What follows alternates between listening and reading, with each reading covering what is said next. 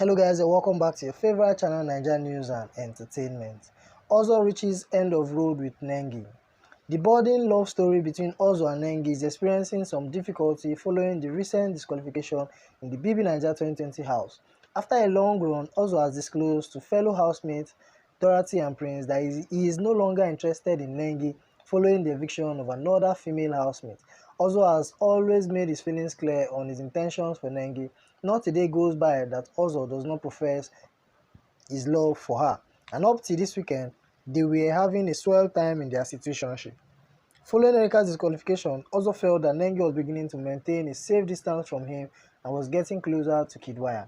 In conversations with Dorothy and Prince today, he said, "The good news is that Nengi has said that because of obsessive compulsory disorder (OCD), she is no longer interested in me.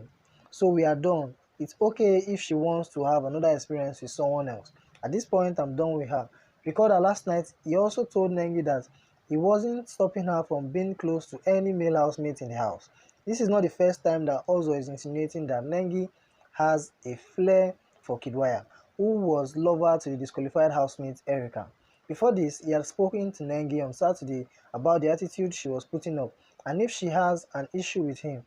Nengi said all was well because between them, and she had no problem whatsoever with Ozo. Although Ozo agreed to let it go, he was not convinced that all was well between them. Some may feel that he is right to feel insecure seeing how close Nengi was to Kidwaya and taking into consideration the number of times he has complained about them. Remember that one time Nengi had mentioned that Kidwaya is the only housemate that matches her vibe. Guys, what do you think is Nengi's game plan here? I think very soon Nengi would be in a situationship with Kidwaya. What do you think, guys? Please let me know your thoughts in the comment section below.